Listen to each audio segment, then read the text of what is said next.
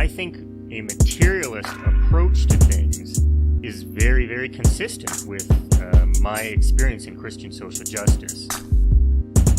I feel like the deeper I get into anarchist practice, the deeper my faith is getting at the same time. I would hope that, securing means of life for all would be something all people of faith would say, oh yes, that's at the basis of what we believe. Those who are most marginalized know the most about the true, the good, and the beautiful. To me, it's less that I think building class solidarity is a bad thing, as much as it seems like if you don't attend to things like anti-Black racism, that's always going to get in the way of building class solidarity, actually. And when you go back, you find that a lot of revolutionary grassroots participatory movements, the precursors to what you could call the barrio assemblies and these grassroots neighborhood organizations, a lot of these were sponsored by the church. What does it mean to say that the Christian tradition is internally contradictory and there are antagonisms there and you're always being faithful to some aspects and betraying other aspects? Welcome to the Magnificast, a podcast about Christianity and leftist politics. I'm Dean Detloff. I'm a PhD student at the Institute for Christian Studies in Toronto. And I'm Matt Bernico. I teach media studies at Greenville University in Greenville, Illinois. This week we are going to talk about some articles that we found in a really wild journal that's all about Christianity and communism way back in the early 90s, so right after the fall of the Berlin Wall. I think for a while we've kind of been just dancing around the question of what Christians should think about the fall of the Soviet Union and about socialism in general. And we have got some insights from Clodovis Boff, the lesser known of the Boffs, and Fry Beto. But before we get there, Matt, what kind of Magnificasty news do you have? Yeah, so in case you missed last week or just skipped over it, we're still doing the Magnificast, a whole new podcast on the other side of that Patreon paywall. It's pretty cool. So we've made 2 episodes so far. The most recent episode is on episode 2 of it's on episode 2 of Damnation, an episode called Which Side Are You On? So it's up on Patreon now. Some of the highlights include more talk about Father Thomas Haggerty, lots of stuff about Hammer and Hoe. We also we did this episode with Jared Ware from Millennials Are Killing Capitalism. So definitely something you won't want to miss. Yeah, it was a pretty cool episode. Man, it's actually a really interesting show. I mean, for just being a weird show that was on USA for a second and now is just on Netflix, it has sparked some pretty interesting conversations. And you should watch the show and you should listen to the Magnificast. Yeah, I love it. It's really great. Also, Matt says a couple of big cuss words behind that paywall. Ooh, boy. I did say him. Magnificast After Dark is real.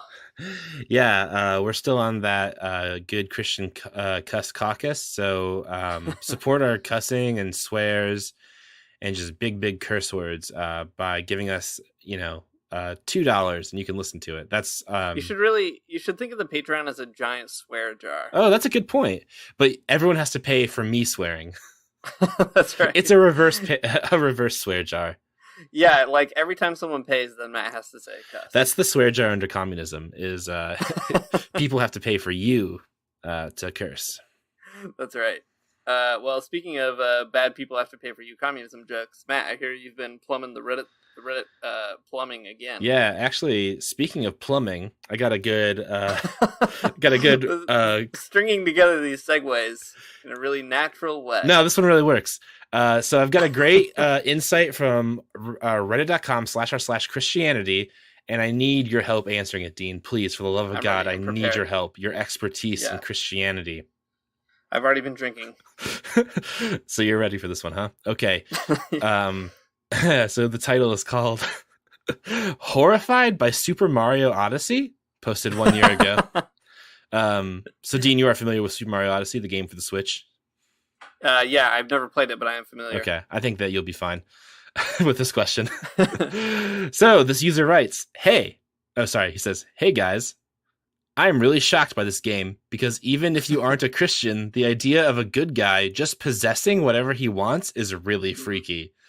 You can possess enemies, normal animals, humans, objects like giant puzzle pieces, and even your allies like Yoshi. I kind of wish this game was more controversial because even in fiction, this is a really horrible way to portray a heroic character like Mario, the plumber. How do you guys think about this? When I talk about it on our Nintendo, I just got a heaping of it's fictional, but that shouldn't change the metrics about what we think is heroic or not. So, Dean, please, can you tell us how we can think about this, first of all? Also, should this or should this not change the metrics about what we think is heroic or not? Is it okay? Is it Christian for Mario to possess Yoshi with his magical hat? Gosh, that's a really good question. Please tell me that you've done some reconnaissance and found the analogous post in our Nintendo. I have not done that, no. Yeah, okay. All right, well, we'll figure that out off the air. I kind of, like, for my own sanity, I think I need to not look at that. Yeah, that's probably right.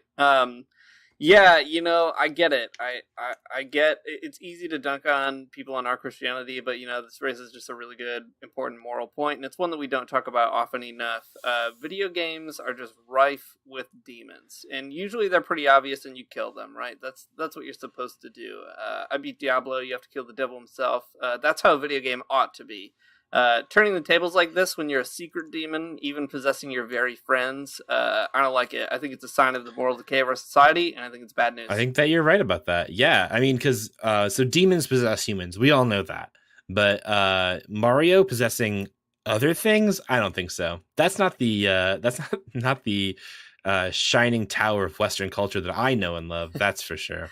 Yeah, I also don't like that this video game really appeals to my carnal desires, namely possessing a dinosaur, which I'll never be able to do. So it's kind of a double whammy of occasions for sin. Yeah, that's true. Also, it's triply upsetting too, being that dinosaurs are also sort of invented by the devil. Yeah, I mean, they are just big, giant demons, right? Science knows that. Science does know that. Hey, here's a really upsetting comment that I need you to listen to. I read it, and now you all have to hear about it too. That's why they call it Reddit. That's exactly why they call it that. So another user comments, explain to me how temporarily possessing a Goomba is different than a service dog. You got me again. It's not. It's the same thing. I guess I've done a 180. I'm so impressionable tonight. Yeah. You know what? I've changed my mind. Just like I possess my service dog, Mario 2 possesses the Goombas. Mm-hmm. So, there you go. Reddit, what a great gold mine. What a seminary education in just a message board. Yeah, can we just do one more really quick one? This will only take a few minutes. Yeah. Okay. So here's another post. And it's a pretty simple question, but I figure you know the answer. Does anybody know of any Christian themed foods? For example, in my country, England, we have hot cross buns, sweet rolls with an icing cross on them. So, Dean, do you know of any Christian-themed foods? I mean, there are a couple of obvious ones. You've got the angel food cake, the devil food cake, but some of the lesser-known ones are, Elijah's sweet bear dinner, and it can only be consumed by terrified young children. That's right. Didn't they make? Okay, this is a Bible quizzing deep dive into my brain. Ezekiel bread, not the kind that you buy at the store, but the kind from the Bible. They made it with poop, right? Yeah. Like they cooked it over poop. I mean, Ezekiel did himself. That's true. Yeah. Well, there you go. So you got poop bread and you got bears eating kids. And of course you have, the divine meal itself, the Eucharist. Kind of an embarrassing omission on the part of the OP. Yeah, good point. In the case of Protestantism, the most Christian food is like Welch's grape juice. Welch's grape juice and pieces of paper that they're calling bread. That's right. My church uses Hawaiian rolls. Nice. Or like the big round Hawaiian bread. And honestly, I can't eat Hawaiian bread the same way. You guys are paying your tithes over there, because when I went to Protestant churches, they were just handing out like the equivalent of very thick stamps. Yeah, exactly. And they make you eat them. They watch you while you do it. Yeah, that's right. What are you going to do? Take it outside? No thanks. Well, there we did it. We answered all the Reddit questions. There's no more. Everyone, thankfully, really short Reddit forum this week. Thank God. All right. So we are going to talk about these articles today, and just to kind of set the stage, we found them kind of just trolling like university libraries, basically, which is a thing that I do a lot. Which explains a lot. Explains why I don't have anything done. But I found this crazy journal called Religion, State, and Society, and it was all about, for a long time, kind of looking at the relationship between Christianity and communism, specifically in Europe, and in Eastern Europe and the Soviet Union. And it's really crazy. I'm still kind of diving through it. Most likely, if I have access to it, I guess if you have an academic library, you probably do too. But we pulled out 3 articles from a specific issue just because they really kind of jumped out to us. So it's volume 21, number 1 from 1993. And this issue is significant because it includes reflections by liberation theologians and people talking about liberation theology in the wake of the fall of the Soviet Union. So it just raises a lot of really, really interesting questions. And I mentioned at the top we're going to talk about Boff and Beto, but we also looked at one article that we'll talk about just really, really briefly to set some conversational stages here, I guess. So this article is called "Who Are the Poor? Theology of Liberation in Eastern Europe Under Communism." And it's by a guy named Philip Walters, who I don't really know anything about, I'm sorry to say. But in any case, the article is kind of what it sounds, but also kind of not what it sounds like. It's trying to talk about theology of liberation in Eastern Europe and comparing and contrasting that with liberation theology, specifically as it gets manifested in Latin America. So, Matt, I mean, I think it's like worth talking about this article just to slowly ease us into what's at stake in some of these issues, but I'm just curious to hear up front what really stuck out to you here. Yeah, well, okay. We can kind of frame this whole conversation maybe in light of this little like provision. Okay, so 1993 would be after the Berlin Wall fell, right? It's like after communism is over in the USSR. It's like the end of history, that whole kind of thing.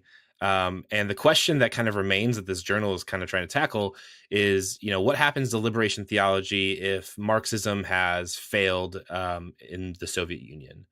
And I don't know, I guess it's a good question. In this Walters piece, though, it's really interesting because basically what he's doing is trying to kind of do this comparative theology about like, what did the folks in Eastern Europe who were most negatively affected by communism, you know, like what do they have to say about liberation theology, right? Like, what does liberation mean for them? Who are the poor, right? Is kind of like the question that he wants to ask. Right. But what we end up getting from this is actually kind of weird. It's like, okay, he's very critical of communism and the Soviet Union and like in Christianity and like how all of that works and like good, right? Like, I think that's a criticism that is worth exploring and worth having. You know, like on the podcast, we try to be pretty good about like not pulling our punches, even if it's like socialist or communist, right? Like we don't want to be ideologues or something. If the USSR was bad to Christians, like, yeah, it's worth criticism. It's worth figuring it out. But this piece is kind of weird, though, not because of that, but because it's making these kind of like weird comparisons. Like it's trying to make this comparison between a type of like a type of way that Christians in Eastern Europe thought about liberation, and trying to draw a parallel with the way that liberation theology works, but it's not a very apt comparison. So at the very end of the article, he kind of talks about it being less of a theology of liberation and more of a type of Christian realism in the sort of Reinhold Niebuhrian sense. So at the end of the article, he kind of puts it all this way, kind of in one big concluding sentence. So Walter says, Christians concerned with liberation in Eastern Europe have developed then a distinctive form of Christian realism, which combines a program of self-renewal and self-liberation by the individual with a program of gradual and peaceful reform in society. So this is not the liberation theology of, you know, of Gutierrez or of Boff or of Frei Beto or whatever, right? It's a pretty different approach to Christian politics. It's a Christian realism that might be like socialist in some type of orientation, but socialist in the way that like Reinhold Niebuhr is socialist, not socialist in the way that like Castro's socialist. Yeah, no, I think that's right. And I think the reason that we should spend a few minutes on this before just jumping to the next couple of articles is that there's something worth talking about here, right? Like, Christianity existed in the Soviet Union, and it was really complicated. And it isn't the case that the USSR was always good about it. At the same time, it's not the case that the USSR was always bad about it, or that Christians felt one way, kind of obviously, or that Christians concerned with liberation always felt the same way. It's a very, very complicated and tenuous relationship between Christians and different places in the Soviet Union. Different Soviet republics had different kinds of policies and approaches and all that kind of thing.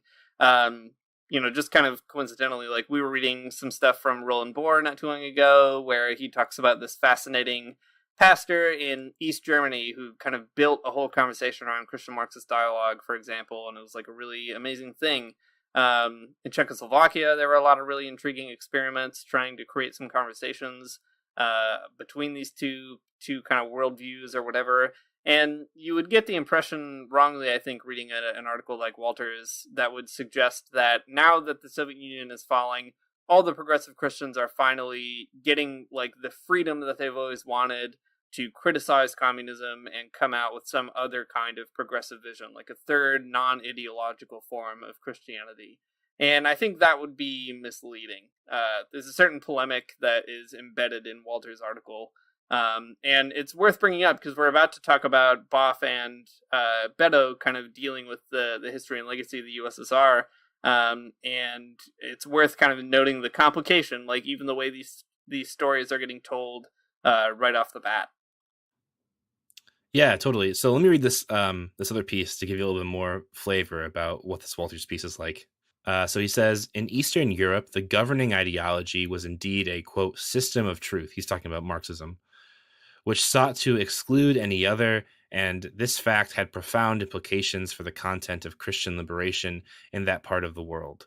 Meanwhile, Christians in Latin America have been able to approach Marxism afresh. They have not been faced with an entrenched and fossilized system of, quote, fideist Marxism, to use Dennis Turner's phrase. They have understood Marxism as a set of tools. Okay, so this is how Walters is starting to situate the socialism and the communism of Eastern Europe in contrast with the way that liberation theology works through Marxism. And I guess it's kind of interesting. I mean, like, I guess I can see that like being like a real difference, right? Like, especially if, the Soviet Union and other Eastern European socialist states weren't great for Christians, right? Like, on the one, the Christians in Eastern Europe are feeling like very cynical about it, whereas the Christians in Latin America are feeling like very uplifted by it. And I think that's something that's worth pointing out. Yeah, no, I think that's exactly right. And it's worth pointing out that the material conditions of both of these theological situations are very, very different. And even different from, like, just recently we were talking about K.H. Ting in China, right? Like, that's also a very, very different kind of material condition for the development of thinking about Christianity and liberation. And it's a good point that Walters makes. Elsewhere in the article, he talks about how, like, being in Latin America is significant because if you're going to be a Marxist, you kind of have to be a Catholic, or at least find a way to talk to Catholics, just given the demographic difference. Which was not the same exact case in the Soviet Union, although lots of people were some kind of Christian believer at the time of the Bolshevik Revolution. But nevertheless, it's true that this is an important difference of circumstance, and we shouldn't be kind of misled also on our own part into thinking that, like, Christianity and communism always enjoyed the same kinds of conditions for talking with one another in every society. Yeah, totally. Some of what rubs me the wrong way about Walter's article, though, is like historically it kind of glosses over some pretty big things, or it makes it seem a little bit more neat and tidy than it actually is. So, like, he's talking about the cynicism of Christians in Eastern Europe toward socialism, and like that is probably totally the case, and maybe it's deserved, like, whatever. I guess, like, I'm always allergic to using that type of cynicism as like as cover for for capitalism sort of like reestablishing itself in those countries, because it's not like that transition from like Soviet states or whatever to capitalism was like a totally like bloodless and positive thing either, right? There's a huge human component to that transition too, and I just don't think that should be like left out of the story, right? Like there maybe is a cynicism about socialism, but also like the transition from it was hugely negative for people too. Yeah, I think that's right. And he also, I mean, one reason that I also felt suspicious about the account that he gives is toward the end when he talks about that Christian realism that you mentioned earlier. He also points to some people who were using words like they were going to find a way to be like radically conservative or above ideology or non-ideological. And to me, those are always, they always strike me as the products of someone who either has not thought through what they're actually saying and therefore become kind of convenient tools for anti-communists, right? Or they are just not willing to say what they actually mean. And he sort of uncritically praises that as the liberating moment in Eastern European Christianity, and that to me seems like I don't know what the right word for it is. I don't know if it's just a mistaken analysis or a disagreement or something that's disingenuous, but in any case, I don't. It's not the kind of thing I would point to and say, this is what it would mean to have a liberation theology in or after the Soviet Union or something. Yeah, I think it's just disingenuous. Like you can't praise someone who is going to be radically conservative and also not ideological. Like that's a contradiction in terms. Like everything is ideological. Yeah. How would you even do that? I mean, radically conservative and not ideological is like it's definitely like a buzzword or an ideograph for people who are not socialists, right? Like, oh, it's just common sense economics here. It's just like it's not ideological. It's just conservative or whatever. And it's like, well, that's ideology. What are you talking about? Right. I think this is a really good chance to pivot over to Fry Beddoes' article, actually, to talk a little bit more about what's going on there. So he wrote this really fascinating piece called "Did Liberation Theology Collapse with the Berlin Wall?" And I love just the framing of that right in the beginning, because the presumption is that liberation theology is intimately tied to the project of the Soviet Union. And Beddoes is going to try to distance it in some ways, but not absolutely. And that's a much, much different kind of take than what Walters is doing. Probably you could do a very intriguing comparative analysis of like what's being said about the relationship between theology and the Berlin Wall in both of these pieces. But I think that what Beddoes does is really impressive because he doesn't approach the fall of the Berlin Wall as a complete and total disaster for liberation theology, but he does approach it as a significantly, ultimately, probably bad move for like global history and world economics. So maybe I'll just start out by reading the very first paragraph or a few lines, and we can kind of get into it. Yeah. So Beddoes says, for critics of liberation theology, the fall of the Berlin Wall also meant the end of that theology which had sprung up in Latin America some 25 years earlier. They claim that in using Marxist theory to analyze society, which put socialism on a utopian par with the cause of liberation, the theology ideologized itself to such a degree that when socialism collapsed in Eastern Europe, it lost all credibility as a symbol of hope for the poor, and hence as a legitimate reflection on the divine mystery within Catholic doctrine. To be quite objective, we must not forget that the essential nature of theological discourse, or what the essential nature of theological discourse is. Even though the language it uses is characterized by ideological presuppositions, which are proof of its incarnation and its evangelizing nature, the discourse itself is not confined to the place and time of which it's a product, even though, of course, it can't dispense with these elements. In its intrinsic references to the Bible, to Christian tradition, and the magisterium of the Church, it transcends the context which produced it. So here's the move that I think is brilliant on Beddoes' part and really fascinating. What he's trying to say is a lot of people identified liberation theology so closely with the Berlin Wall or with the socialist project in the Soviet Union and Marxism in general, that they felt that the perceived collapse of communism around the world would also mean the collapse of liberation theology. So the assumption is that liberation theology is just a pretty lazy cover for communism, and that's it. And what Beddoes does is to distance liberation theology, not by actually saying, well, no, we're not interested in socialism really, but rather to say, well, we're interested in something that's actually even bigger than the Soviet Union, even if the Soviet Union might be a part of that. And that is the theological preaching of the good news in the world. And that also might mean socialism. So that's kind of the argumentative tack that Beto is going to use. And we can come back to how it relates to Walters later, but I just think it's a really neat way of kind of reformulating the relationship between the Soviet Union and theologizing about like how to care about the poor in the world. Yeah, I think it's a pretty good answer to that question that he sets up, about the Berlin Wall, that liberation theology can transcend the historical situation. I mean, like that's what writing does in its very nature, is transcends this exact moment. But also it reminds me exactly of the way that Marx talks about communism in the German ideology. Yeah, for sure. Right. That communism isn't a stable state, but it's like the abolition of capitalism. Like historically, it's that process over a long period of time. Communism is, the real struggle against capitalism, and like liberation theology is part of that struggle. So I don't know, the Soviet Union can fall, and liberation theology and Marxism and communism is still happening. Yeah, that's right. And I think I like to, just playing this off the Walters piece, the presumption is also not that liberation theology now has to kind of reckon with the the evils of socialism or something like that. I mean, surely it does to some degrees. Like it has to deal with injustices that happen in all societies. But the presumption is more that, now we have to figure out what to do without a global check on capitalism. Mm-hmm. And that is a much, much different way of framing the conversation of what will liberation theology look like and who are the poor. That's Walter's big question.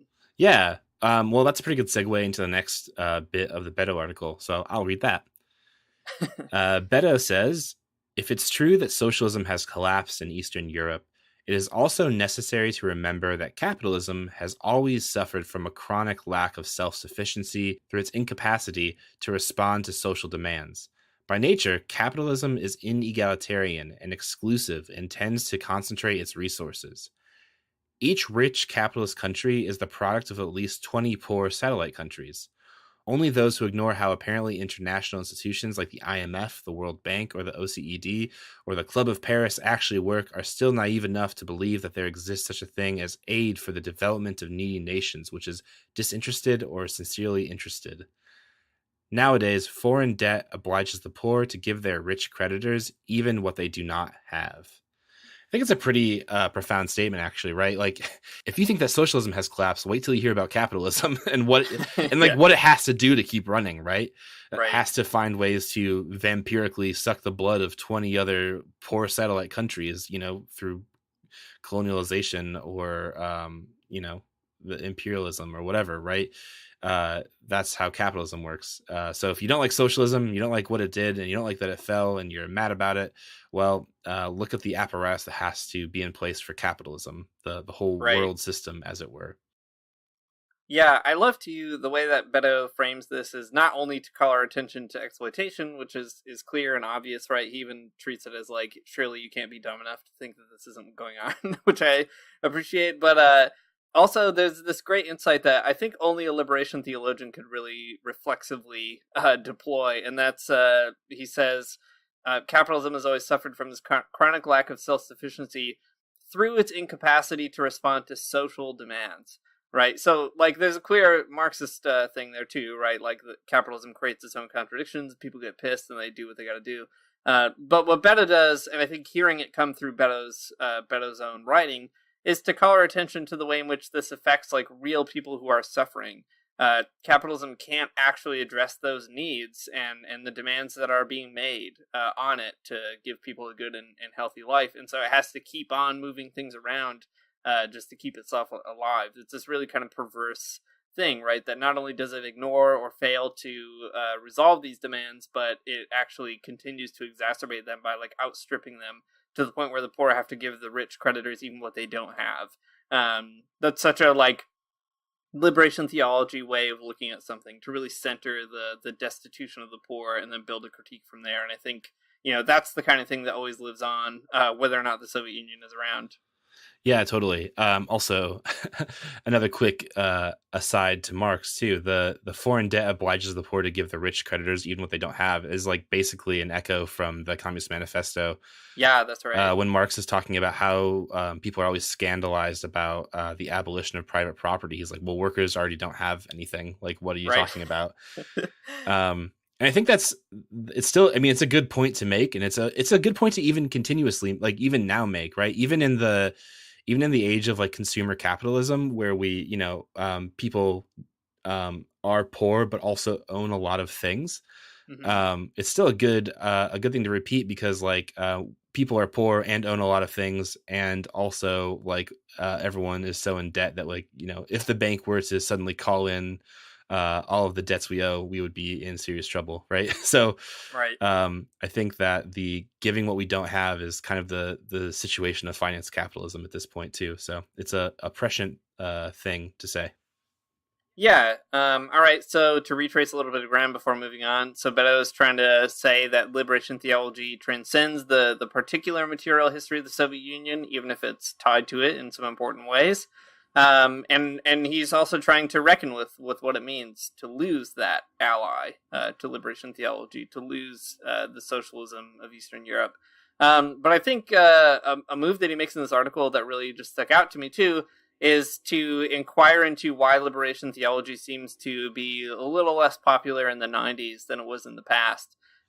So the way he opens the article is with detractors of liberation theology imagining that the fall of the Berlin Wall is also the fall of liberation theology, and it would be easy to tell that story. I think people do tell it a lot, but Beto has a different story, and he says this: if certain sectors of liberation theology are retreating back on themselves today, it's not because of the fall of the Berlin Wall, even if this fall does give serious food for thought to people, Christian or not, who are looking for an alternative model of society. The reason for the retreat is pressure coming from the center of power in the Catholic Church, pressure which actively favors the restoration of institutional hegemony to the detriment of local churches, the advances introduced by the Second Vatican Council, and enculturated evangelization. He also goes on to throw some shade at Cardinal Ratzinger, future Pope Benedict, not the Pope right now. Love that. Pretty satisfying. But I like this point a lot because the idea is that Beto is kind of calling the bluff of people who are naive enough to say that, well, socialism failed, so I guess that means everybody who likes it also failed. And this is just a natural symptom. Beto's actually calling our attention to the way in which things like liberation theology have to be actively disciplined by a hierarchical and institutional power. And I think that's really important too, that, he's saying liberation theology is not just a thing that's following the Soviet Union or socialism or whatever, but it's also something that's having to deal with like problems within its own community, and it's getting policed, and that's a major factor that people just don't want to face or don't often face, and that's you can't really leave that part out. Yeah, totally. It's an important point to make, just to drive home the point that like liberation theology uses Marxism as a tool, not as like a guiding principle or something. Yeah. So you get that there. There's probably some more that we can say about this article, but we need to move on so we can talk about this wild Clodovis Boff article. It is really something to deal with. But before we do, we'll quickly just say a few things about the conclusion to Fry Beto's article. So he gives us 8 challenges as conclusions, and they're all, pretty good for the most part. But we can just talk about a few because 8 is a lot. It's a lot of challenges. So the first one is this: nothing indicates that revolutions, understood as the violent destruction of the state, are going to occur with the same frequency as in the past. In this context, it would be better to work through instruments of socio-analytic mediation, like popular trade union and political movements. This includes the need for pastoral work in the political sphere. Yeah, that's kind of an interesting insight. I don't know if it's exactly true. I mean, living in 2019, it doesn't seem exactly true. We lived through, the Arab Spring and Occupy Wall Street and all these other kinds of things. But yeah, I guess an interesting point. Yeah, at the same time, though, don't those very examples prove the point, right? These were not the violent destructions of the state. They were certainly political movements, like even very radical ones. But, they didn't lead to the same kind of thing that happened in Cuba and Russia and Vietnam and Korea and China, all these other places. And, by and large, apart from a few significant examples to the contrary, it seems like that's kind of like par for the course. Like even the Zapatistas, they won some autonomous zones, but it's not like they're taking over Mexico. Yeah, that's true. That actually happened. That happened the year after this article was written. So that's right. Pretty crazy. Yeah, that's true. I mean, like, it is true that, like, during the Arab Spring, like in Egypt, right? Like they didn't establish a socialist state. They did destroy the government, but that's another story, I suppose, right? Yeah. Okay. Fine, Fray Beto. I'll take it. Okay. Yeah. What I think is great though about this is, well, there were two things that came to mind. One is the article we read a while back by Althusser about the church having to become a really transformed by participation in liberation for proletarian peoples. And there's something about that kind of shines through here. Maybe I'm just reading too much into it, but it seems to me like Beto is really pulling for that idea that Christians should be the leaven in the dough of political movements, right? Like, they don't need to form a separate Christian party or something like that. Like, they need to go figure out what's going on in unions, what's going on in, like, parties and that sort of thing. And that need that he calls pastoral work in the political sphere. I mean, Beto himself has lived this out, like, even since this time. He was very, very involved in the struggle to get Lula elected, for example, even while he has been critical of Lula to the left. In Brazil itself, right? He's lived this very kind of challenge out. And still, it's like food for thought, especially for those of us who don't live in like revolutionary situations. What does it mean to kind of hold open the hope for revolution? I think Beto is trying to get us to ask that question in a way that sort of is like sober and not like lost in our own, I don't know, dream world of revolution or something. Yeah, I think that makes sense. Okay, the second thing he says is pretty cool. So the second challenge is that liberation theologians need to move beyond class to consider other types of oppression, which should lead Christians to rethink some pretty fundamental stances on things like homosexuality and sex work. He doesn't see this as like abandoning socialism or Christianity, but like inquiring into it more deeply. So I don't know, good challenge. I think that socialism should figure these things out too. Yeah, totally. And the idea that to move beyond class wouldn't be to abdicate the social struggle is really important. Yeah, totally. Yeah. Thanks, Fray Beto. I'll take that one too. The last one is probably the most, I don't know, it feels a little more sort of prophetic or whatever, but he says that we really need an ecological horizon. And in that context, he specifically ties it to the experience of people in the third world. This sort of goes back to the episode we did on eco-socialism, where we talked through some writing by another Brazilian, Michael Lowy. But obviously, like, the thing that should come to mind, I think, at least for me, immediately, is something like Laudato Si', right? Pope Francis has taken this on in some ways, probably not in the way that Beto would want, in terms of the radicality that might be possible. But nevertheless, Beto was right to say, all the way back in the early 90s, that ecology is where socialists need to be looking and liberation theologians need to be looking. And there is something kind of encouraging in this big dumb hell world that we live in, that the Pope of the Catholic Church is thinking about this, and many, many other progressive Christians are thinking about it too. Yeah. Okay. I don't want to dwell on the hell world that we live in any longer, so let's move on. Fair enough. Yeah. I don't know if we're gonna get out of this one, but that's fine. Okay. Hey, so that's the Fray Beto article. We've been through 2 already. It's fantastic. We're making great time. We really are. We're gonna move on to the third and last, and also just like strangest one from Clodovis Boff. That's Leonardo Boff's brother. Do you know if it's his older brother or younger brother? You know, I don't know that. It's his Clodovis brother. It's the most Clodovis brother. That's his birth order. Great. He does read like a classic Clodovis. Yeah, he is a classic Clodovis. He's got a real Clodovis case of rhetoric here. Yeah, okay. So the Clodovis Boff article is really interesting because it is really weird in form and rhetoric. So it's a letter that Clodovis Boff is another Brazilian, by the way, in case you didn't know, is writing to his friends about the various travels he's taken to China, the USSR, and to Cuba. But like, if anyone ever sent me a letter like this, I would not be their friend. Oh dang, I disagree. This is the best. I want more Clodovis Boff friends.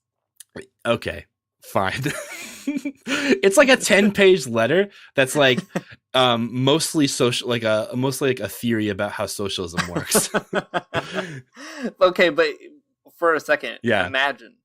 Imagine if we had like another testament in the Bible, and it was just letters of things like this. Like Paul's writing all these letters about how, I don't know, he's like messing up some weird theology stuff in Romans or whatever, and he like can't figure out what's going on.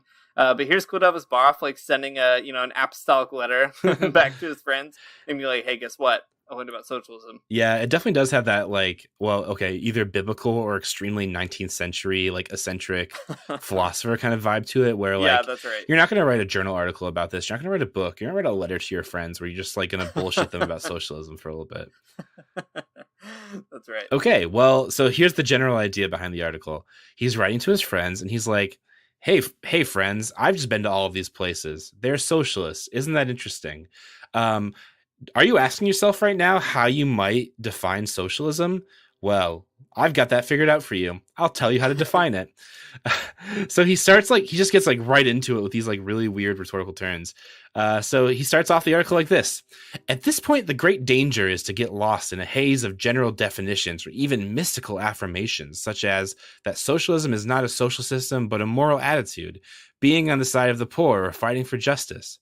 This easily ends up as mystification. Who isn't on the side of the poor and justice? So like he's been to these socialist countries, and he's going to tell you about them. And you might be thinking, hey, what's socialism? And he starts off by saying, well, people say it's a lot of things, but it's vague. We can't stop at these like mystified sort of examples, these inexact definitions. We should think of a good way to define socialism. So he spends the rest of the first half of the piece defining socialism, and then he spends the rest of the last half of the piece talking about Christianity and communism, and it is a wild thing. Okay. Yeah, it is. Yeah. So this is how he starts defining socialism. So Dean, I'll read this bit here, and then we can kind of talk it out and see if this actually works. Yeah. We can critique of the Gotha program, this one. So Clodovis Boff says, I start by saying that socialism is not in essence a complete social system, nor just a method of organizing economic production. It is more exactly a way of organizing all of society starting from the socialized economy, or alternatively, it is a way of organizing the economy which has implications for politics and ideology. Socialism is, then, a type of socialized economy, but it implies a type of politics, which are democratic, and ideology, which is pluralist. So what do you think, Dean? Does that pass the Marxist sniff test? What does that smell like to you? Yeah, I mean, I think that not all Marxists would be down. Probably a piece or two in here might raise some red flags, but I will admit that I actually like it. I like it a lot, and here's what I like about it. Most people will say, and I say this often myself, that socialism, sorry, mixing up all these words, is just a way of organizing who owns what, right? It's just about production. And that makes it less threatening in a way, because then all these other things in your life aren't really at stake. It just becomes a question of, well, like, who do you want to own the place where you work? And there's some rhetorical power to that, but it is a little bit disingenuous. And Boff is right to say that actually, even if you were to socialize production, it implies all kinds of other things. A democratic way of thinking about politics, and a pluralist approach to thinking about ideology and thinking. Naturally, the pluralist part about ideology is probably the most contentious, I think. But I do think there's a point to be made about socialists trying to really rescue these words, right? Pluralism and democracy are the kinds of things that get mobilized in capitalist societies to bludgeon socialist societies and say these aren't really democratic or not really pluralist or something. But socialism is actually trying to think about how we could have a genuinely democratic or pluralist society. And as a definition, I think that, I don't know, it's something that I'm willing to strive for, the way that Boff lays it out here. I don't know, how did it strike you, Matt? Yeah, I think the same. I think it's good. anytime anyone ever says, well, this concept is actually more complicated than you think it is, I'm always in, because it always is more complicated than you think it is. That's right. And Boff does get that socialism and capitalism are both kind of complicated political economies. But I do like the way that he kind of breaks them down into these component parts of economy, politics, ideology. I kind of agree with you too. The pluralist thing is like maybe like kind of aspirational sometimes. But, there definitely are cases. And, you have to, when we're reading through this, you have to kind of keep in mind the places he has just been, right?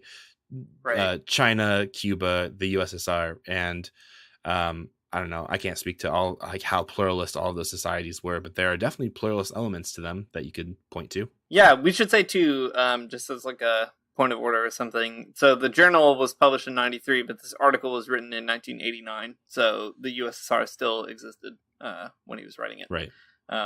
Anyway, back to it. Yeah, he goes on to say too, to kind of like pull this concept into a little more clarity. He says, a socialist society in the strict sense, a socialist economy, presupposes the end of private property, not as such, but as the dominant form of ownership. In its place, there arises collective or social ownership. And, I mean, that's a pretty good point, right? That's a classic Marxist point that private property is a complicated thing. It's two words that you put together and kind of say whatever you want with them. Like, it doesn't denote a metaphysical reality, right?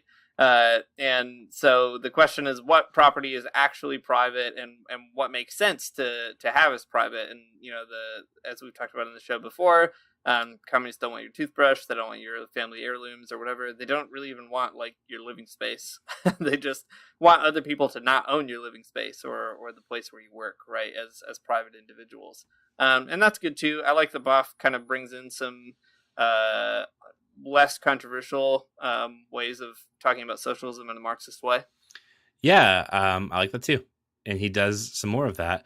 There's this quick turn that I think we should bring up because it's kind of an interesting caveat to what he's saying that I think only makes sense when you think about it with regards to the Soviet bloc of the 1980s or whatever.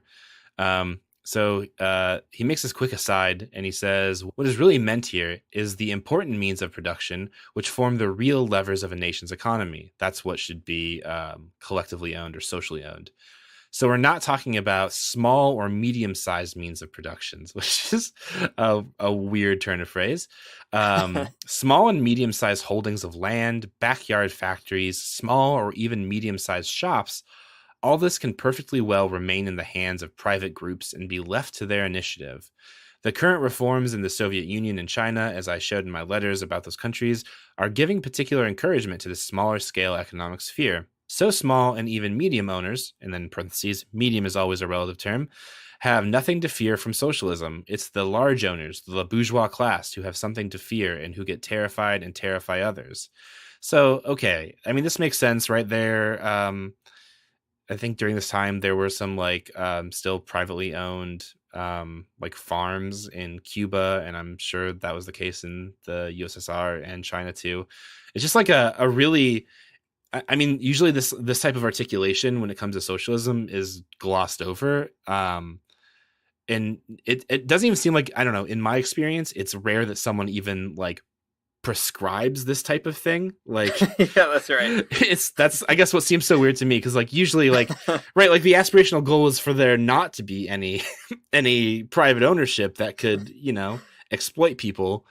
And small or medium-sized means of production could exploit people just as badly as the big means of production. So I don't know. It's kind of a weird thing. I don't really know what to do with it. But there it is. Yeah, I guess he comes out as the revisionist that he is. So apologies to all the Maoists who listen to the show, all two of you. But yeah, I mean, it is a weird turn of phrase, but I get kind of what he's saying too, because the actual nuts and bolts of social societies are always weirder than people think. I think we've probably mentioned on the show before too, and you just alluded to it. Like in Cuba, there were lots and lots of like small cooperative farms, and there's some really interesting stuff from Fidel talking about this, where he's basically like, actually, it's really good that they have them, because even though we're not really at a communist stage of society yet, like these people are entrepreneurial folks and they're not like against the revolution. They're actually trying to like use those ambitions to find a way of like plugging some gaps that we can't really sort out yet. And obviously these things are completely different in different societies. It would take like a whole study to really kind of draw conclusions about that. Probably not worth making here, but in any case, like, it's cool that Boff is at least like acknowledging that this is the case. And I don't know, like maybe he's a dirty revisionist, but also maybe he's just kind of like, you know, trying to convince his friends in Brazil that communism is less like crazy, less bizarre and like totally fantastical than you might have heard. Yeah, I don't think he's a dirty revisionist because he says some other things later on that we'll talk about in a minute that make it kind of make sense. I think he's really just kind of talking about the things that he saw when he was like in these countries, right? Yeah, I don't know. So when I read this the first time, I was thinking like charitably, oh yeah, like, you know, like the cooperative farms in Cuba that were privately owned, like, okay, fine. And I was like, oh, but man, but what about all like the really bad like free trade zones in China or something? No, thank you.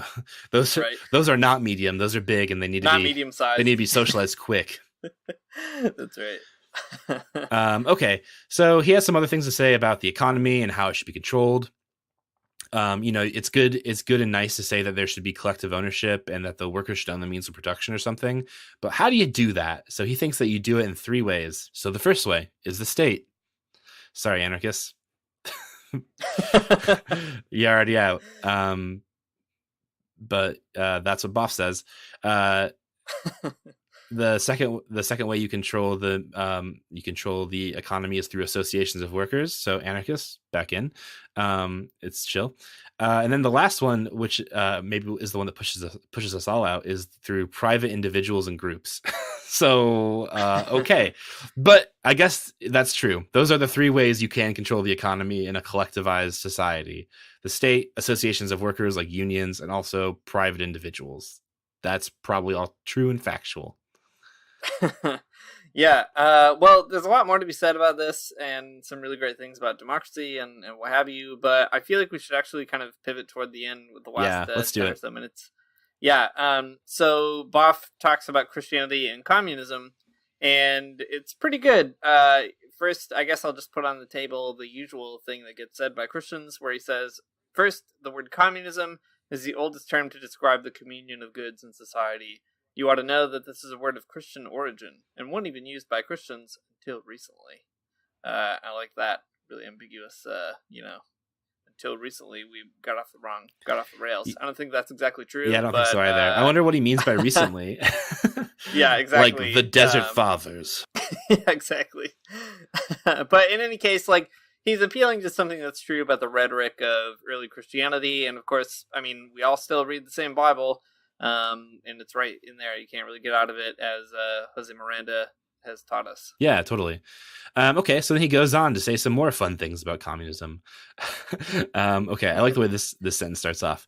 If you get the chance to look at one of the best-known theological encyclopedias, the Dictionary of Catholic Theology, written at the beginning of the century, look up the word communism. It's in volume 3. I love that. If you get a chance to look at one of these theological encyclopedias, you know, if you come across one. Anyways, so if you do get the chance, you'll get a big surprise. You won't find anything about Marx or Engels, but only about Jesus Christ, the apostles, the first Christians, the fathers of the church, the monks, the mendicants, etc., showing that this is a church affair. The biblical idea of communion of goods. I'm not even going to tell you about the famous Christian Communist Republic. I'm not even going to tell you about the famous Christian Communist Republic of Guarani, which is Paraguay, run by the Jesuits in Paraguay, which lasted for over 50 years between 1610 and 1786. So he's just very excited about this as a thing. He's not even going to tell you. He's not even going to tell you about it. You know what? You go read this goddamn dictionary, and you get excited too. So I did get excited, actually. I read that and I was like, a Christian Communist Republic in Paraguay? That sounds wild. And then I looked it up, and actually Boff is very bad here. Yeah. So the Christian Communist Republic in Paraguay that was run by the Jesuits is just a really fancy name for the Jesuit reductions, which is, a huge mechanism of Catholic oppression upon the indigenous people of Paraguay. So No thanks. Bad news. Yeah. So Boff was probably wrong on that historical moment, but he's right to at least bring us back to this kind of communistic spirit of the Bible, and he keeps on doing it. He sees the kind of Christian ideal as something that runs through socialism, whatever we think about it today, right? That Christians should be thinking through how to at least sort of manifest the demands of Jesus, and also the models of Acts where people don't have private property and they share all the stuff that they've got. He also has this great moment where he paraphrases this aphorism from St. Ambrose, and he says it like this: "Community comes from God, property comes from theft," which is not how Ambrose said it, but a very good slogan. Yeah, Ambrose said, "Nature created community. Private property is the offspring of usurpation." But I like the way that Boff says it better. The way Boff says it is definitely like a Magnificast sticker, though, for sure, right? Yeah, that's true. Well, I guess I'll have to make that. But this whole situation reminds me of that scene in The Office where Michael Scott puts up that sign, that thing of Wayne Gretzky's quote, and then Michael Scott. So I feel like it really comes down to St. Ambrose's aphorism as told by. That's right. Quote of his boss. By the time Michael Scott quotes Abraham Lincoln, if you're a racist, I will attack you with the North. That's right. It's basically it's in the spirit of the thing, That's what's important. Yeah, that's right. Not in the case of Abraham Lincoln, but in the case of St. Ambrose, I think so. Well, you can tell things are falling apart here at the Magnificast when we're quoting fake bourgeois bosses to make points about socialism. I think that if there was a show where Michael Scott was in the IWW, I'd still watch it. I agree. Writers, get on it. Writers, maybe get us on it, please. We gotta convince Tony Toast to do that one. Tony, so we have this idea for a new show. Can you pitch it to USA for us? Dads around the whole world are gonna love it. It's got a real Longmire vibe. All right, so Boff kind of closes out some of his thoughts, or at least we're going to close out with this thought from Boff, saying, if there's a historical demand for socialism inherent in Christianity, the converse is not identical but only similar. All socialism needs is an openness to Christianity, and the religious question, that is, respect for the right of freedom of conscience and of religion. And this is a good note that I think sort of splits the difference between Beto and going all the way back to Walter's earlier article. This is what Boff is sort of imagining, that socialists don't have to be Christians necessarily, but Christians have lots of reasons to be socialist, and there's no reason that we can't find a way for these things to go together in theory. But all these things get obviously way more complicated in historical practice. Yeah, I think it's a nice note to end on. Socialism just needs an openness to Christianity. Man, you know what though? I'm kind of in preparation for the book group that we're going to do in a few weeks. I was reading the very beginning of Communism in the Bible by Jose Miranda, and you could compare this concluding sentiment with Jose Miranda's opening sentiment, and this is such a vastly different understatement. If you'll remember, Jose Miranda opens his book by saying, Christians can be anti-Marxist, that's fine. But Christians can't be anti-communist, and right. Boff would be good to remember that. No, just kidding. But it's a different way to say something similar, but better. Yeah, I don't know. I actually think I like Boff's way, of putting it, because the idea is that Christians should maybe also be Marxists. Maybe. I think they should too, but I don't know. Sometimes they're too cynical because of the bad things that Marxists have done to them, and they should have been more open. And you know what? That's true. Yeah. We've gotten a few emails every once in a while in the last year and a half, 2 years of doing this podcast. And every once in a while I get an email that says, you know what, you're a little too excited about communism, and there are some rough things that went on. And you know what? It's true. We didn't talk about it too much because I think everybody already knows that. But it's true. Christians, even Christians that we love and care about a lot, have had a hard time in communist societies, and a very, very bad time in many of them. And it's worth at least saying that every once in a while. So here we are saying it. Yeah, it's a good thing to say because it's factually true, and that's fine. We're not ideologues and dumb. Yeah. Right. We get emails sometimes. The emails are always nice and kind and done in love. But one time we did get an iTunes review that said that we were reported to the government. So we'll see you from Guantanamo Bay or something. I don't know. I don't know where they're going to put us. Where's jail for podcasters? I think it's just our own apartments. I think that we've made it for ourselves. Yes, that's right. Yeah, I have to imagine that any FBI person listening to this is like they're suffering enough. It's fine. They've created the weirdest niche podcast ever, where they have to read Reddit comments. Yeah, that's right. That's right. They've really dug themselves into a hole they'll never get out of. Oh my gosh, I can't wait for Mario to come possess my body. Please, Mario, take me now. Thanks for listening to the Magnificast. If you don't recall, if you didn't listen to the very beginning of this show, we've got another podcast going on right now at our Patreon called the Magnificast.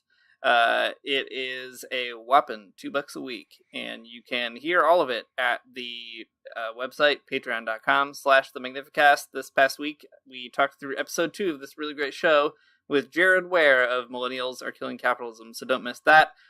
We are also doing a reading group on Jose Miranda's book, Communism in the Bible, in the second week of July. So you've got to be on Patreon if you want to get in on that project. Really quickly, the tiers on Patreon actually matter for 1 second. So that's right. If you are a $2 contributor on Patreon, you can get the Magnificast. If you are a $3 contributor on Patreon, you can join the book club. And if you give us $5, I will send you a message and say, I will send you a Magnificast pin if you give me your address, and I will.